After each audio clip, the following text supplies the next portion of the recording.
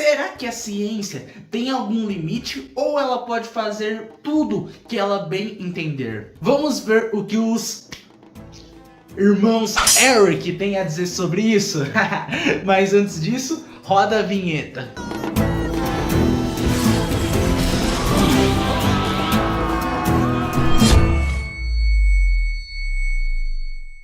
Não entre em pânico, eu voltei!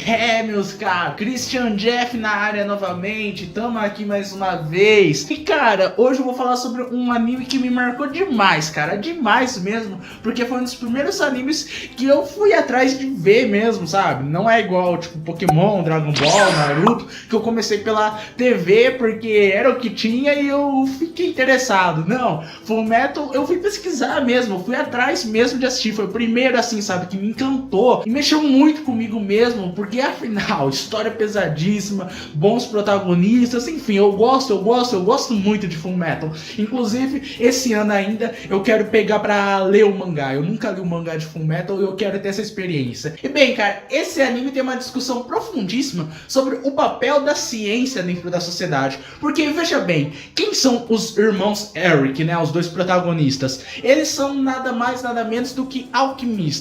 E o que é um alquimista? O alquimista é quem faz a lei da troca equivalente. O que é isso? Eles sabem manipular as coisas ali, né? Ele vai trocar algo por outro algo através do poder da alquimia. Vamos pegar um exemplo. Eu tenho essa minha kunai de plástico aqui. Eu faço uma alquimia com ela e eu transmuto ela numa troca equivalente para um, sei lá, uma caneta. Eu faço a lei da troca equivalente. Da troca equivalente. E eu troco a minha kunai aqui de brinquedo por uma caneta, através da transmutação que a alquimia me permite fazer. E a gente pode achar que eles são até místicos, né? Mas não, cara, não mesmo. Eles são cientistas dentro do anime. Inclusive existem os alquimistas federais, né, que trabalham pro governo e tudo mais. E na antiguidade, os alquimistas eram realmente os precursores dos químicos. Olha isso, cara, olha isso que legal. Por quê? Os alquimistas queriam encontrar, né, a pedra filosofal e o elixir da longa vida. Principalmente a pedra filosofal, dentro dos alquimistas reais, seria aquela que tudo que tocasse viraria ouro, e o elixir da longa vida traria realmente vida eterna a quem o bebesse. E olha que interessante isso é um fato histórico realmente. Existiram pessoas que foram atrás disso, e talvez a gente pode até refletir, né, com a ciência e tudo mais, será que a gente não tá, de certa forma, atrás do elixir da longa vida ainda? A gente tem tanto medo, a gente teme tanto a morte que a gente quer evitá-la a todo custo, ou que a gente tá atrás, pro outro lado, né, da pedra filosofal, porque a gente só quer acumular mais riqueza. Quanto mais tem, mais quer acumular. Será que o homem moderno não perdeu essa busca? Será que o homem moderno ainda não continua buscando a pedra filosofal e o elixir da longa vida? Bem, eu não quero te dar uma resposta agora.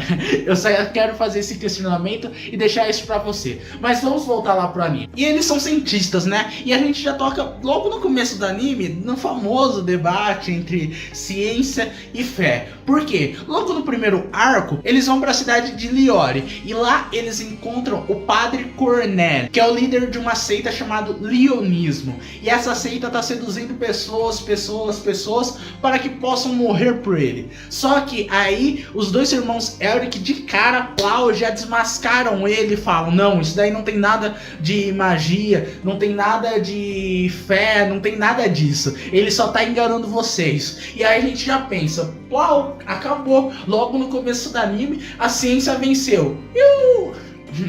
Calma, dá uma segurada. Não é bem assim.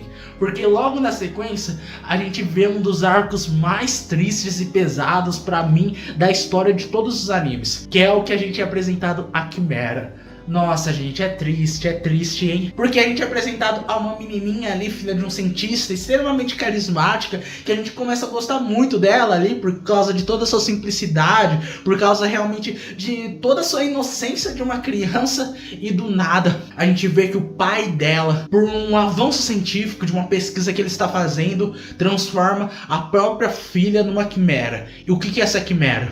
É a junção da filha dele, criancinha, com um cachorro de estimação transformação deles. Eles juntam os dois em um novo ser, que é esse negócio aí. E aí, cara, os dois irmãos Elric já fica, tipo, totalmente revoltado. E você fica revoltado também, porque é um misto de sentimento ali no momento, né? Você fica, caraca, velho. Tá muito errado isso daí. E nisso, a ciência já perde um pouco da sua inocência, né? E um filósofo chamado Paul Feyerabend, ele vai dizer, né, que o problema do cientificismo é reduzir ao extremo os outros tipos de conhecimento. Deixa eu te dizer aqui, cara, a ciência é importante? Sim mesmo, muito importante. Graças à ciência a gente já conseguiu coisas maravilhosas e grandiosas, mas a ciência não é nem o único e nem o melhor tipo de conhecimento. Existem vários outros tipos de conhecimento que devem sim ser levados em consideração sempre. Como, por exemplo, a filosofia. A maioria dos autores da história da filosofia não reconhece a filosofia como uma ciência. E eu concordo muito com a ideia que principalmente Anthony Quine e Manuel Garcia Morente trazem para nós de qual seria a diferença entre a filosofia e as ciências. As ciências, para esses e outros autores, seriam um desmembramento da filosofia. A filosofia seria, digamos que, algo maior que está aqui, que está querendo conhecer as coisas, E aí, em algum momento da história, alguma dessas perguntas que a filosofia faz, vai se especificando, que ela se desmembra e se torna uma ciência nova. E é isso. E a filosofia tem um grande papel justamente no pensamento científico. Sabe por quê, cara? Porque a ética, por exemplo, é uma matéria da filosofia. E a ética pode vir e dar uma refreada justamente na ciência. Tipo, falar, tá, legal o avanço, mas vamos dar uma segurada? Será que isso daí é ético? Tá, eu entendo. Isso vai fazer a gente avançar muito mesmo no conhecimento. Mas será que tá certo fazer isso? Não tá rompendo nenhum limite ético? Que é igual o que acontece aqui em Fullmetal, né? O pai transformou a própria filha dele, em um monstro. Será que tá certo isso? Ou será que ele já perdeu a mão? Bem, dá uma segurada, vamos ver mais. E seja você quem for, goste de você do que você gostar, você já viu esse debate em outros lugares. Por exemplo, se você gosta de estudar literatura, você deve ter lido o livro do Eça de Queiroz, A Cidade e as Serras, que ele debate justamente essa questão do cientificismo. Se você é um gamer, provavelmente você já jogou algum jogo num mundo cyberpunk. Se você gosta de RPG, você já deve ter jogado algum RPG cyberpunk também. E lá a gente vê também o problema do cientificismo. Uma sociedade hiper mega desenvolvida, todo futurista, mas que tá voltando à barbárie, porque todo o conhecimento acumulado não nos levou para um lugar tão legal assim. Se você gosta de história, você já estudou, né, o momento ali que antecede a Primeira Guerra Mundial, principalmente lá na Europa, chamado de Belle Époque, que sim, o conhecimento científico tava levando a sociedade a vários lugares interessantes, e as pessoas da época achavam que os avanços nos levariam longe, e levou numa guerra mundial. E se você gosta de Netflix, você já viu muito esse debate lá no Black Mirror. E Paul Feyerabend vai trabalhar também a ideia, né, que a ciência muitas vezes está mais preocupada com se manter de pé do que com o próprio conhecimento em si. Que é o que aconteceu com vários exemplos ao longo de toda a história do pensamento, né, como foi com o Copérnico, que sim, estava certo na época, foi descoberto muito depois, né, que realmente foi comprovado que ele estava certo, mas as pessoas da época falaram, não tá certo. Foi o que aconteceu com o padre Mendel, famoso, né, o pai da genética, que teve um pensamento fantástico, mas as pessoas desacreditaram dele justamente por ele ser padre, falou, não, eu acho que isso daí não tá certo, não. Foi o que aconteceu também com outro padre chamado Georges Lemaitre, que ele inventou nada mais, nada menos do que a teoria do Big Bang, só isso.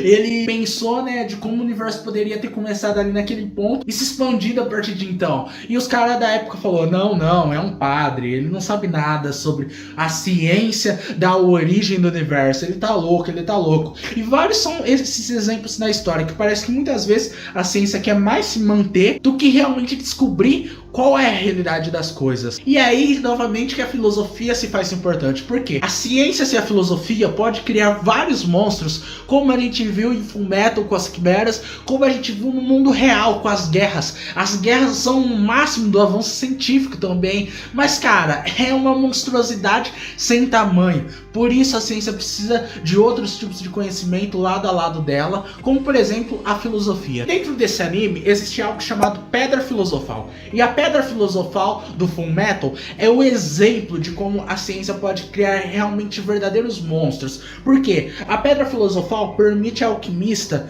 fugir da lei da troca equivalente. Ele pode transmutar as coisas sem trocar por nada. Só que a Pedra Filosofal tem um preço: almas humanas. Ela custa vidas, mas ela pode fazer basicamente qualquer coisa, mas custa vidas. Será que vale a pena? Os irmãos Elric queriam trazer de volta o corpo do Alphonse, que estava selado nessa armadura. E no momento do anime eles têm contato direto com uma Pedra Filosofal. Eles poderiam fazer aquilo, mas será que vale a pena? Pra eles não valia. E quando eles decidem fazer isso, é muito legal, cara. Porque Kant, por exemplo, teria amado isso. Porque pelo imperativo categórico de Kant, a gente deve buscar a humanidade sempre como fim e jamais, never, nunca como meio. Eu não posso realmente usar aquelas almas para atingir, né, o fim que eu quero. Eu não posso usar aquelas almas que estão ali na Pedra Filosofal como meio para atingir a finalidade que eu quero. Não, eu não posso fazer isso. Por isso que os irmãos Elric recusaram isso. E se você quer saber mais sobre o imperativo categórico, eu tenho um vídeo aqui falando sobre o Mike Ross de Sultz, que a gente debate exatamente essa questão. E com o decorrer do anime, a gente chega em outro problema interessante. Por quê? Stanley, esse nome difícil que tá aparecendo na tela, no seu livro Science War, ele questiona algo muito interessante. Ele questiona que, tipo, os cientistas são gente como a gente. Os caras precisam comer, precisam ter uma vida, eles precisam ganhar um dinheirinho, né, mano? Eles precisam. E por causa disso, muitas vezes, eles não têm controle total sobre a produção científica deles. Eles precisam ser financiados por alguém. E aí, eles não têm mais total autonomia sobre o que eles estão produzindo. E aí mora o perigo, meu caro. Porque isso aconteceu, por exemplo, com o nosso querido Albert Einstein. Einstein, quando se refugia, né, da Alemanha, ele foge para os Estados Unidos durante a Segunda Guerra Mundial. Ele manda uma carta para o presidente dos Estados Unidos e ele fala: ó, eu descobri o esquema lá da bomba atômica e vocês precisam andar para frente com isso, vocês precisam estudar isso, porque senão a Alemanha vai produzir uma bomba atômica já. E se os nazistas fizerem isso, vai ser muito pior. E tipo, ele joga o presidente dos Estados Unidos contra as paredes mesmo. E aí cria um primeiro projeto ali, né, que não evolui muito, mas desse primeiro projeto, que foi influência direta do Einstein, surge o projeto Manhattan, que foi que criou as bombas atômicas, né, que destruíram Hiroshima e Nagasaki, infelizmente. E Einstein depois, dizem, né, todos os biógrafos, que se arrependeu profundamente quando ele viu o que a sua teoria geral da relatividade foi capaz de produzir. Pois é graças à teoria do Einstein que as bombas atômicas surgiram. E aí ele disse aquela famosa frase, né,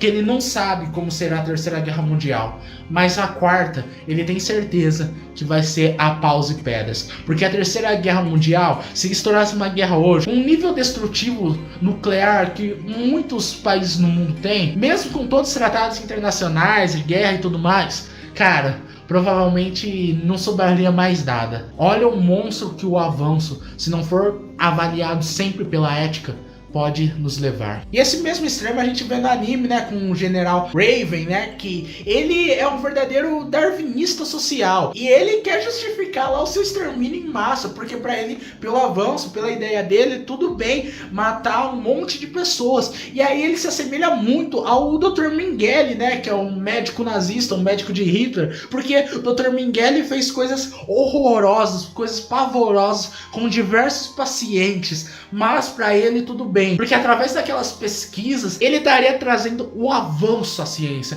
A ciência estaria avançando, mesmo, né, tipo, ele fazendo coisas horrorosas que eu prefiro nem comentar nesse vídeo aqui, porque são realmente muito pesados os experimentos do Dr. Mengele. Se você quiser, procura no Google depois, mas cara, já te aviso antes que é osso, que é pesado mesmo. Ele tá tudo bem, talvez até alcançaria um avanço, mas cara, eu preferia um mundo que talvez se a gente não tivesse aqui se falando nesse canal do YouTube, a ciência não tivesse evoluído tanto do que um mundo que teve coisas horrorosas no seu passado, como foi o nazismo.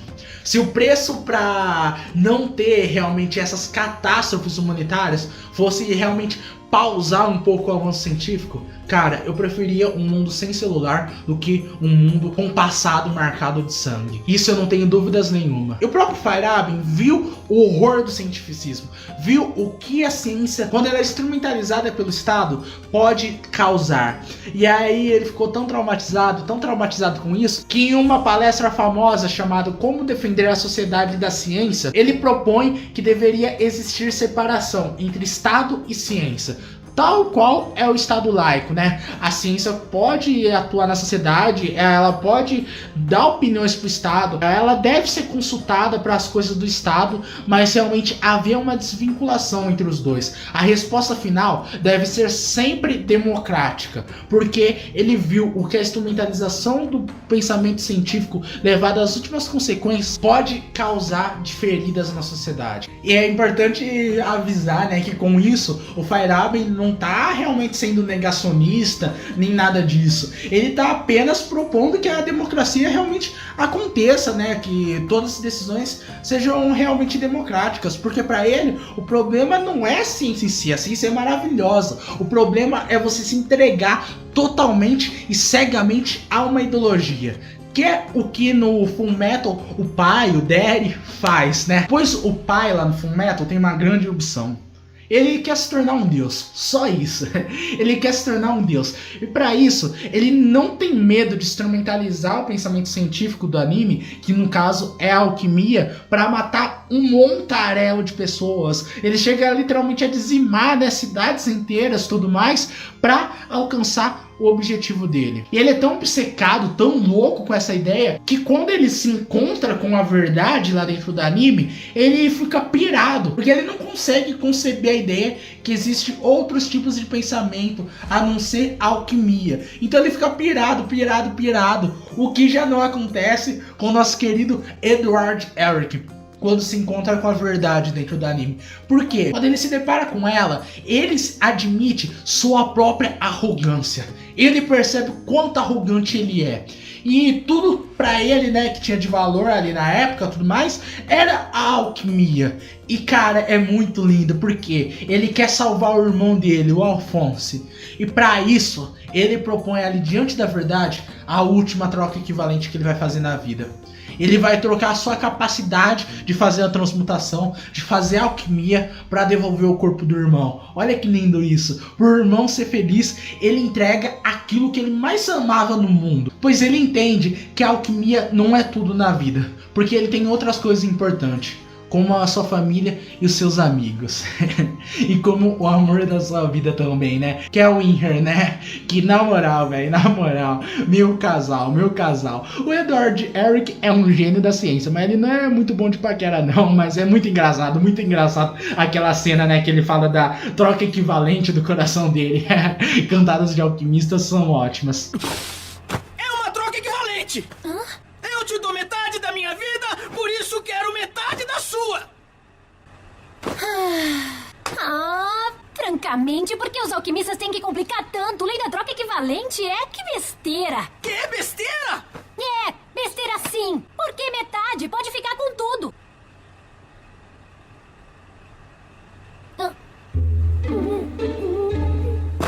Esquece o que eu disse, tudo não! 90% não! 80% eu acho que dá! Então é 85% que eu posso te dar! Qual é a graça?